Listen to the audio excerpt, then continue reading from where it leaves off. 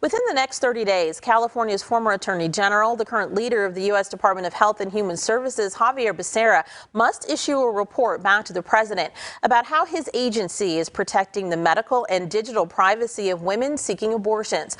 The charge is part of the executive order President Biden issued on Friday, one aimed at preserving some access to the end of pregnancy procedure that the Supreme Court ended a federal right to at the end of last month.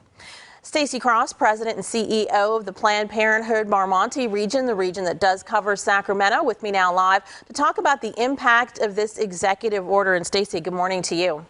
Good morning, and thank you for having me on. Definitely. The president is limited in what he can do when it comes to any action that may reverse or mitigate the Supreme Court's decision to overturn Roe v. Wade. What do you think of this executive order? You know, we really applaud President Biden for signing the executive order. Protecting access to reproductive health care is really a big first step. The executive order sets the tone for the federal government, which supports each and every person's to be able to make their own decisions free from government interference. And we really believe that his statement underscores the fundamental rights for women and people seeking abortion to access care. But we do see it as a first step. Okay. Given the fact that individual states will now decide for themselves if abortion will be legal within their borders, not very much has or will change in California when it comes to women being able to access the procedure.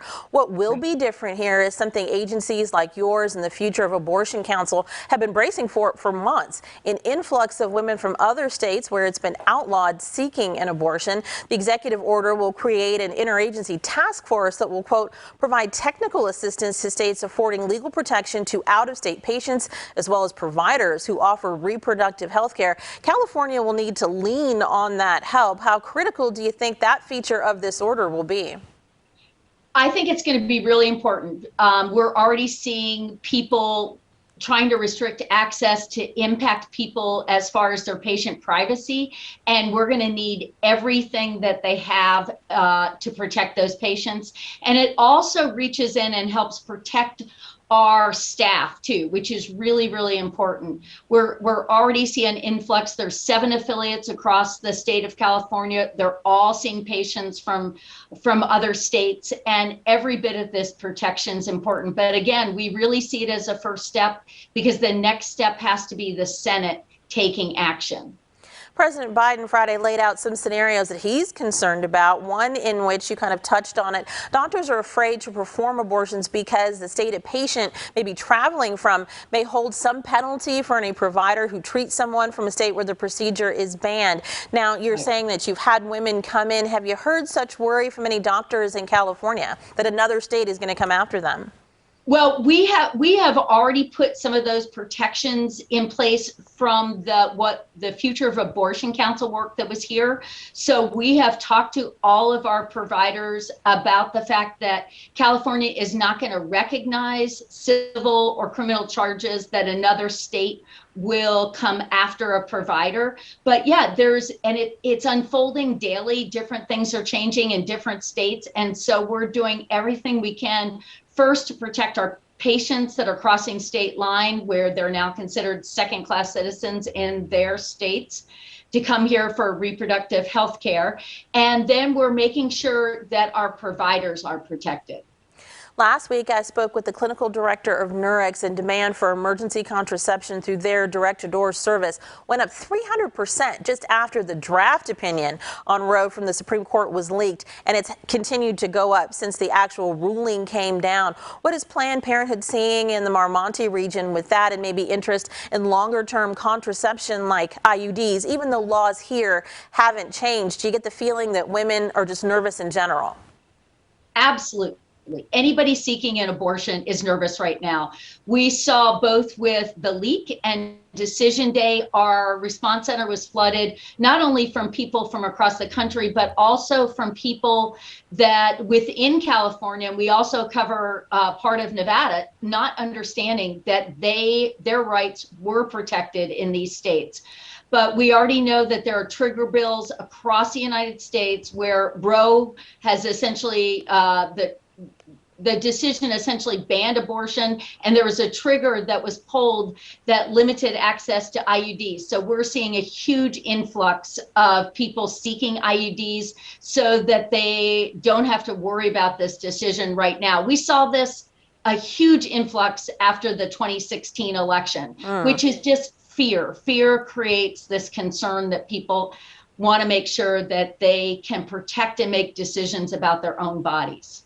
Planned Parenthood is part of California's Future of Abortion Council. You've mentioned it a few times. Yes. What do you feel is the future of abortion? Congress is the only entity left that can really do something on the national level to counter what's happened with the Supreme Court, with all the anger and concern that's been in the electorate right now about Roe being reversed. Do you think those emotions will last until November and that voters will be making ballot choices based on this issue, or do you think it's going to dissipate? Oh, I do not think it's going to dissipate. I think that people are angry. People are fearful. People talk to us all the time. They want to know what they can do to have an impact. How can they help? And we know here in California, we have Prop 1, which is a constitutional amendment that is going to add an additional layer of protection for not only abortion, but also for birth control. Because as we know, birth control is at risk, along with many other things. Anything that was in the Constitution that was protected by privacy, like consensual gay sex, gay marriage, interracial marriage, birth control, all of those are at risk. So I do not think that people are going to diminish their concern or their anger or their fear or their energy. They are going to vote. And I know people are saying, well, is voting all we can do? There's lots of other things that you can do, and we have those listed on our website, but voting's the most important thing that somebody can do right now. But I know that they're angry. They want to see Congress actually do something too. If they're going to vote, they want to see action.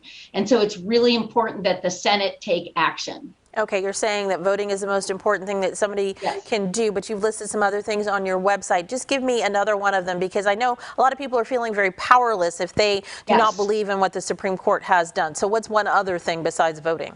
So we're telling people vote. We're telling people to donate, because not only to places like Planned Parenthood, but to independent providers, to abortion funds that help cover the cost of people's travel, their housing, childcare, because most people are coming. They have they already have a couple of children. They have childcare issues. They have to get back to work. And I'll give you an example of that. We just had somebody that drove 17 hours each way to get a procedure done and had to go immediately back because she had childcare and she had to get back to work.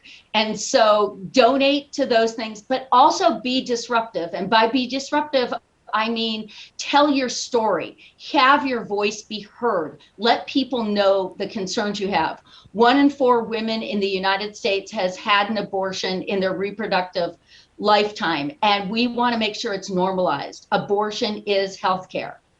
All righty, we're going to have to put a pin in it there. Thank you so much for joining us this morning, Stacey. We appreciate you and the insight you've offered. Thank you very much, and really appreciate the opportunity.